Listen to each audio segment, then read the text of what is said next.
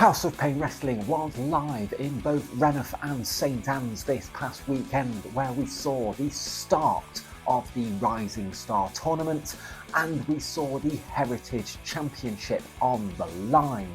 My name is Dan Edwards. This is the House of Pain Wrestling recap.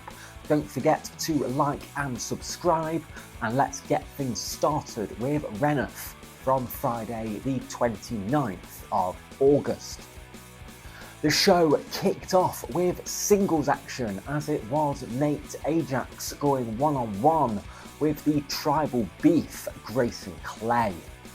Nate kept trying to cheat throughout the match and pulling down the turnbuckle covers, but this almost came back to bite Nate as Grayson was about to throw him head first into the exposed steel, but the referee Lilith stopped this, and as she was sorting out the turnbuckle cover, this allowed Nate to hit a low blow and then pin Grayson Clay to defeat the former two-time House of Pain champion.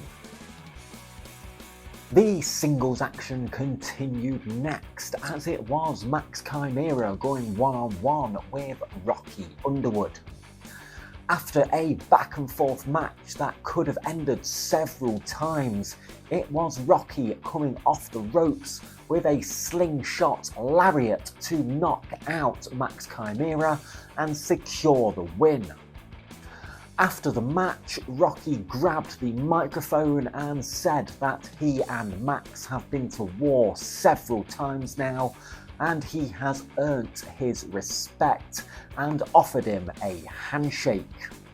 Max was reluctant, but eventually said that he may not like Rocky Underwood, but he does respect him, and shook his hand. It was tag team action next, as it was the Youngbloods of Antra Powers and Jackson Ellis taking on the House of Pain Heritage Champion Oscar Prospero and the House of Pain champion Johnny Sharp. The Youngbloods looked to be doing very well for themselves until their inexperience became a factor. As Antra was tagged into the match, Oscar Prospero grabbed his foot. Antra kicked Oscar away, but this distracted him long enough for Johnny to surprise him with a small package as he was getting in the ring to secure the victory. After the match though, Max Chimera came storming back out to the ring, and the Youngbloods said that they didn't want any trouble, but Max unexpectedly raised both of their hands. Are we seeing a new side to Max Chimera? It was singles action next as the main spectacle Tristan Wheeler was in action, but before his opponents could make their way to the ring, he wanted to address a situation, and that is that Tristan Wheeler is not Willy Wonka. His opponent for the night, Jaden Law, then came out to the ring very excited because he wanted to show Tristan that he had found a golden ticket in a bar of chocolate and that he would go to the chocolate factory with Willy Wonka, but Tristan was having none of this, once again saying he is not Willy Wonka, and ripped up Jaden's golden ticket. This is when the match began. After a back and forth match with Jaden getting up to all kinds of shenanigans, Tristan eventually had enough and hit a Dream Valley driver to pin Jaden Law and secure the win. In the main event of the night, it was 6-man tag team action, as it was one half of the tag team champions, Davey Thompson, teaming up with Mr. Riggs and LJ Heron to take on the number one contenders to the tag team titles, Big Man Inc. of Adam Bolt and Jackie T, and their partner, the TikTok Kid, Zach Davey. As the match was coming to a close, it was Mr. Riggs and LJ standing guard to stop Big Man Inc. from entering the ring, while Davey Thompson hit Zack with a Rikishi driver and then pinned him while staring a hole through Big Man Inc. Moving on to St. Anne's now on Saturday the 30th of August, and the show kicked off with a 6-person tag team match, as it was myself teaming up with the standard bearer of British wrestling, TJ Dean, and DJ Sketch to take on the team of Big Mike Wild, the House of Pain Women's Champion Lexi Morgan, and Joseph Starr. After one hell of a match, it came down to TJ Dean and Joseph Starr, and Joe looked to be closing in on victory, but TJ raked his eyes and hit him with a snowplow to secure the win. It was the opening match in the Rising Star tournament next, as it was the Bullring's Isaac Carver going one-on-one with Scooter. During the match, Isaac spotted the cameraman Josh at ringside and tried to bully him yet again, but while he was in Josh's face, it meant he nearly got counted out, but he ran back to the ring and got in at the referee's 9 count, but was met by Scooter, who locked in a single leg Boston Crab, forcing Isaac to submit, meaning that Scooter moves on to the next round of the Rising Star tournament. After the match though, it was Kyle Crimson and Josh Fenrir joining Isaac at ringside, and they surrounded Josh the cameraman, ready to attack.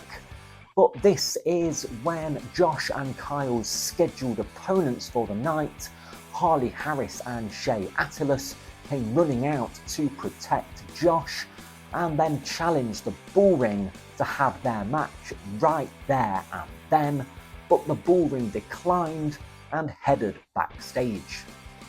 Shay and Harley were having none of this though, and went backstage, dragged them both back out to the ring, and the match was on. It looked like Harley had the match won as she hit a sky high onto Kyle Crimson, but this is when Isaac Carver jumped into the ring and attacked Harley, causing the disqualification. The Bullring continued their attack 3-on-2 until the Stormbreaker Marley Hayden came out to make the save, but the Bullring attacked him, eventually grabbing a wrench from under the ring and attacking Marley's leg, meaning that Marley would be going in to his main event Heritage Championship match with an injured leg. It was a heavyweight collision next, as it was Dredgen Fell going one-on-one with Matlock. After a hard-hitting back-and-forth match, it was Matlock coming flying in with a buckshot lariat to knock out Dredgen Fell and pin him to secure the win. It was mixed tag team action next, as it was the main spectacle Tristan Wheeler teaming up with the Witch of the Ring Spectra to take on the team of Jaden Law and Rosa Keaton PI.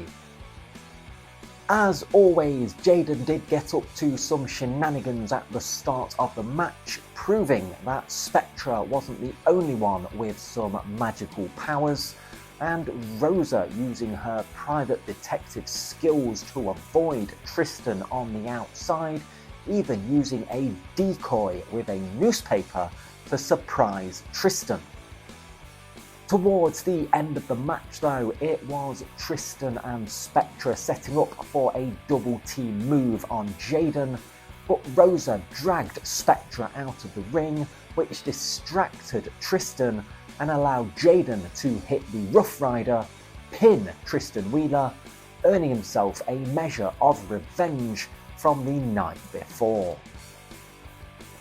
In the main event of the night, the House of Pain Heritage Championship was on the line, as it was an injured Marley Hayden challenging for the title against Oscar Prospero. Marley put up one hell of a fight during the match, but his leg injury proved to be his downfall, and Oscar took advantage, hitting not one but two headlock drivers onto Marley to pin him and retain the Heritage Championship. Well, that is all I do have time for today, so thank you very much for watching. Don't forget to like the video, share the video, leave a comment below, hit that subscribe button, and I will see you next time, right here on the House of Pain Wrestling Recap.